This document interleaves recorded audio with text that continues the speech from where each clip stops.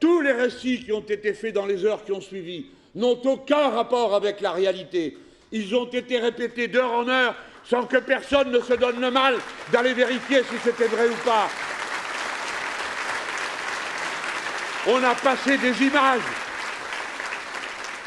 où l'on voit des gens se battre dans la rue. Et ces images se déroulent en plein jour. Et on dit, c'est aux alentours de la réunion de Rima Hassan. Pas du tout. À cette heure-là, il faisait jour.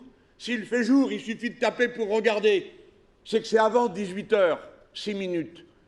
Rima, elle est arrivée à 18h20.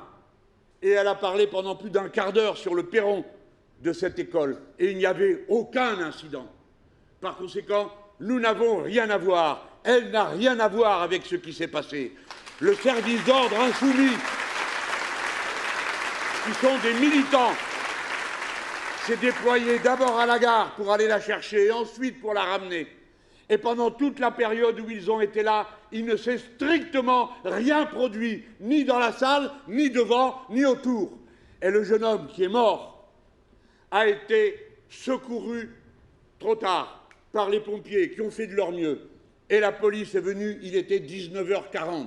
Autrement dit, entre 18h20, heure à laquelle elle est là, elle parle avec des gens, et 19h40, tout s'est passé ailleurs qu'à l'endroit où se trouvait Rima et le service d'ordre des Insoumis.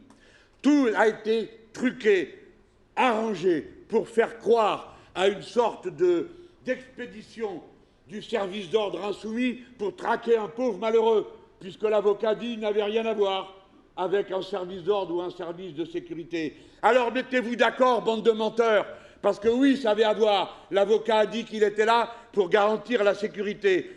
Et Mme Sarah-Knafo a répété ça. Et ensuite, il change d'avis. Non, non, il était là, on ne sait pas où.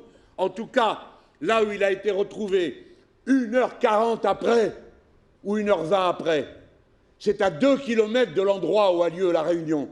2 kilomètres, un arrondissement et 2 fleuves à passer. Voilà la vérité.